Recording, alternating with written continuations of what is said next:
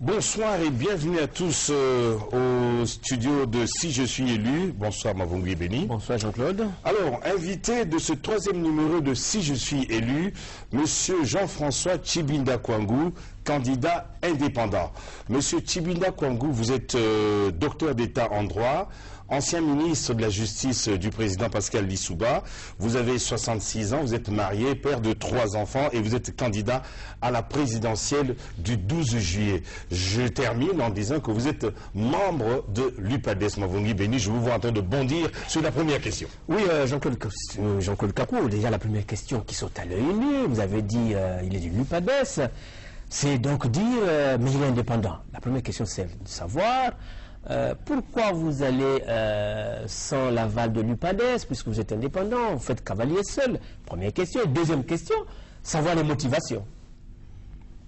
Merci Jean-Claude et Mavungui Béni. Mavungui Béni. Oui. Une question assez facile pour moi. Je me suis engagé à être candidat pour gagner. Vous savez que l'UPADES, c'est un parti tiraillé de tous les côtés. L'eau sort de partout.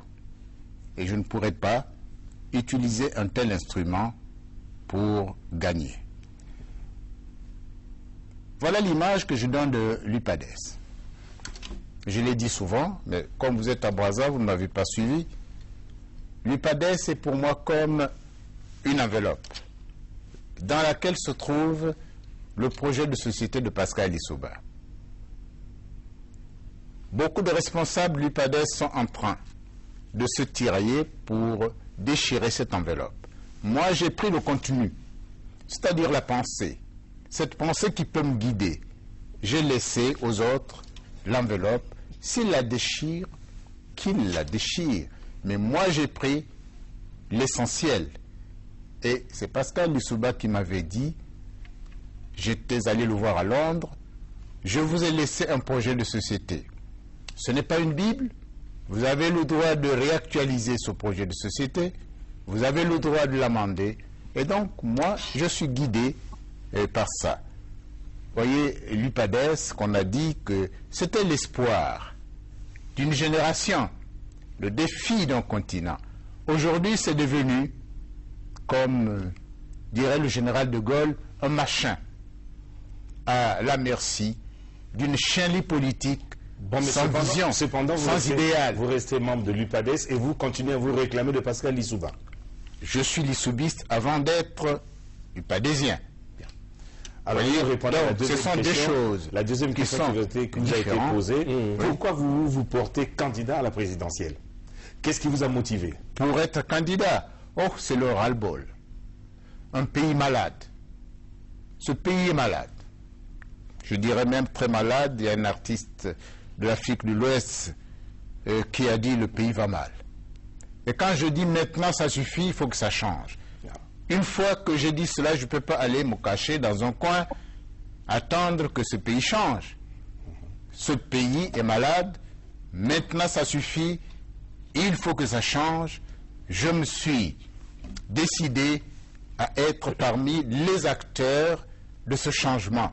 Je suis donc candidat, d'abord à cause de ce ras-le-bol. La démocratie est bloquée, les valeurs sont bafouées dans ce pays. Entendu, monsieur le président. L'économie est en grande déliquescence. On ne peut pas être indifférent à ça et ne pas se battre pour que ces choses changent. Alors maintenant, dans les détails, nous avons compris votre motivation. Alors maintenant, pas à pas, si vous êtes élu sur le plan politique, qu'est-ce que vous faites? Les institutions, la Constitution, etc. C'est maintenant là que vous allez reprendre tout ce que vous venez de dire. Si vous êtes élu, vous faites quoi en politique? Si je suis élu, comme je le disais tout à l'heure, je vais faire de ce pays un état de droit. C'est l'état qui est le plus facile à gérer.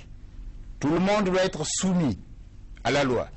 Ce n'est pas comme aujourd'hui, les gens tuent, ils ne sont pas punis, c'est l'impunité absolue. Les gens pillent, ils sont tranquilles dans leur maison avec la fortune pillée. les gens font tout ce qu'ils veulent. Et ils ne sont pas inquiétés. Donc restaurer l'autorité de l'État. Restaurer l'autorité de l'État, restaurer l'État de droit, un État de droit, comme je l'ai dit tout à l'heure, avec une justice indépendante et impartiale, une justice que je vais moderniser, et avec une armée qui ne peut pas être une armée pour un homme ou pour une région, mais une armée républicaine qui doit tout faire pour protéger ce pays. Et je vais faire au niveau de la fonction publique, une fonction publique moderne. On parlera de la fonction publique, monsieur très bien, mais vous m'avez parlé des institutions. La Constitution. La Constitution, cette Constitution actuelle, là, je vais l'abroger. Pourquoi? Qu'est-ce que vous nous reprochez? C'est la Constitution qui a été faite pour un homme. Ah bon? Cette Constitution, oui, à la mesure du général Denis Sassou Nguesso, il a installé, mis en place un système présidentiel. Il a là-dedans, bon, vous ne pouvez me dire l'article. Mais je l'abroge, je n'enlève pas l'article. Le principe de cette émission, attendez, Monsieur le Président, le principe de cette émission, c'est moi, je. Ok. On ne fait aucune allusion ici parce que ça va entraîner des phénomènes de dot de réponse. On n'a pas prévu ça dans cette émission. Okay. Vous dites ce que vous allez faire, mais pas ce qui est. Voilà. J'abroge la Constitution actuelle. Moi, j'abroge la Constitution actuelle. Et je vais réhabiliter la Constitution du 15 mars 1992 parce que cette Constitution est l'émanation de la Conférence nationale souveraine et c'est l'émanation du peuple congolais. Donc réduire le mandat du président de 5 ans. Voilà. Je vais réduire le mandat, je crois que 5 ans c'est suffisant. Aux États-Unis c'est 4 ans. Mais on parlera de l'économie, on parlera de tout et on va voir si en 5 ans, effectivement, vous arriverez à réaliser ce que vous avez promis. Mais ce n'est pas ça le problème. On parlera de ça. Un État, c'est une continuité. D'accord. Je ferai ce que je peux faire, les autres poursuivront ce que je n'aurais pas fait. Ce n'est pas un problème de 5 ans ou de 4 ans ou de 7 ans. En 7 ans, qu'est-ce qu'on a fait? Rien. Allons-y. Alors, venons-en maintenant à l'économie, monsieur Tshibinda Kwangu. Si vous êtes élu sur le plan économique, qu'est-ce que vous faites? Les infrastructures, l'industrie, l'agriculture, l'environnement, les finances, etc. Qu'est-ce que vous faites sur le plan économique? Il faut mettre en place les activités incitatives au développement. C'est-à-dire les routes, c'est-à-dire l'électricité du pays, l'électrification du pays. Vous voyez, comme je le disais tout à l'heure, vous avez 4570 villages au Congo qui ne peuvent pas communiquer parce qu'il n'y a pas de route. Mais le monde rural ne peut pas produire sans route. Vous ne pouvez pas produire, vous développer s'il n'y a pas d'électricité. L'électrification du pays, les soviétiques disaient que l'Union soviétique, c'est le parti bolchevique plus l'électrification du pays.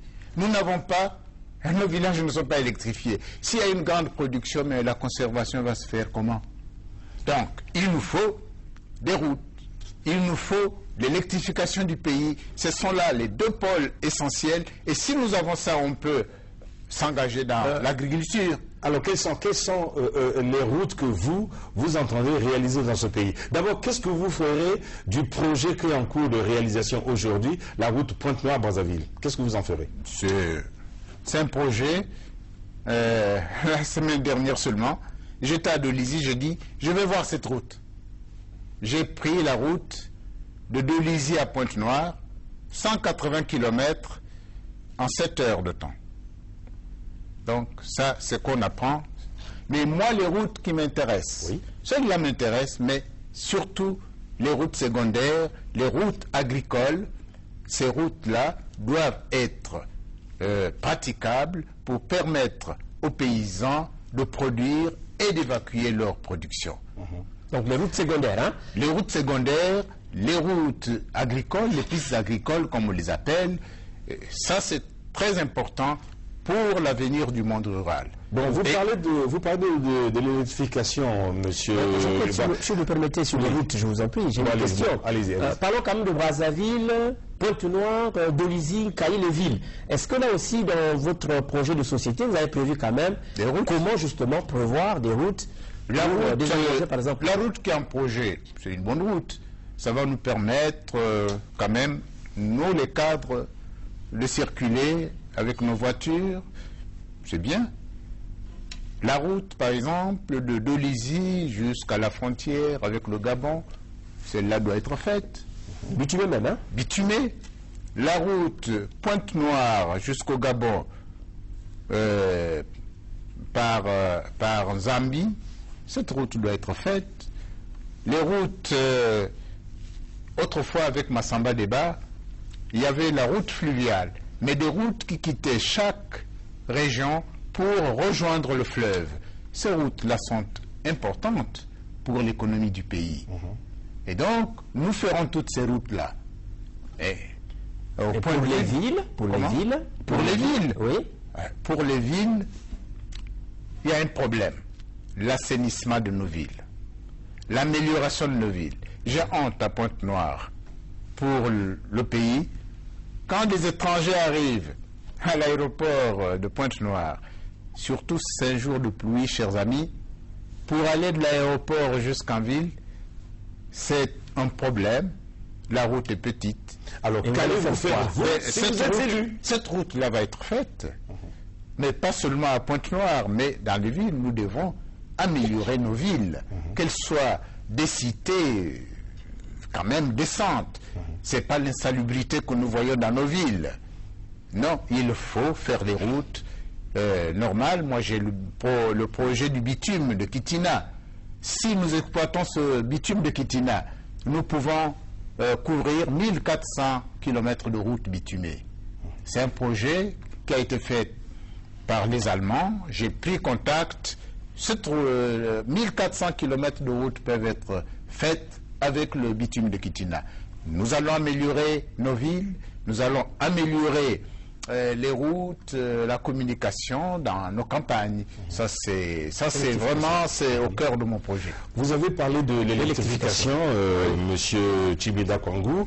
Alors aujourd'hui, il y a un grand barrage qui est en train de se construire, le barrage d'Imboulou. Est-ce que vous comptez en ajouter d'autres? Ah oui, parce que le barrage d'Imboulou, pour transporter le courant d'Imboulou jusqu'à Brazzaville et jusqu'à Pointe-Noire, ce ne sera pas fiable. Non, mais ce n'est pas sa vocation de toute façon, d'entraîner jusqu'à Pointe-Noire. Non, c'est ça. C'est ça. Mais je vais faire le barrage du Quilou. Oui. C'est le grand barrage depuis laissé par Youlou. Je ne sais pas pourquoi on ne l'a pas fait. Barrage du Quilou, oui. Barrage du Quilou. Les tunnels ont été creusés. Je suis allé visiter ça plus d'une fois. C'est un projet qui est rentable, même pour le Congo et même pour l'Afrique centrale. Nous devons faire ce grand barrage. Et dans les villages? Dans les villages, si on ne peut pas amener l'électricité dans les villages à partir du barrage du Quilou, nous ferons l'énergie solaire. J'ai pris contact avec des pays, des sociétés étrangères qui m'ont dit qu'ils sont capables de faire l'énergie solaire, mais je leur ai dit, moi, ma préoccupation, si vous voulez venir me faire de l'énergie solaire, s'il faut former nos cadres à réaliser cette énergie solaire, à entretenir les infrastructures qui conduisent à nous donner l'électricité solaire. Et dans les villages, je crois que ce sera l'électricité, l'énergie solaire qui va... Alors, qu'est-ce que vous entendez faire dans le domaine de l'industrie? Quelles sont les grandes industries que vous avez en tête? Les grandes industries, bon, je vois, il faut reprendre la cimenterie de l'UTT. Nous avons besoin de ciment dans ce pays, dans les pays en développement. Il faut même construire une deuxième usine pour l'industrie. C'est un projet de toute façon. C'est un projet. Je crois que c'est un projet que j'apprécie beaucoup. Peut-être, je dis peut-être, l'usine d'allumettes de Bétou, qui est là depuis belle lurette. Il faut essayer de revoir ce projet-là. Qu'est-ce qu'on peut faire à Bétou? Les allumettes, peut-être les baguettes chinoises, parce que j'ai eu une société chinoise qui m'a dit qu'il voudrait faire des baguettes de qualité avec du bois du Congo. Et pour que les Congolais puissent manger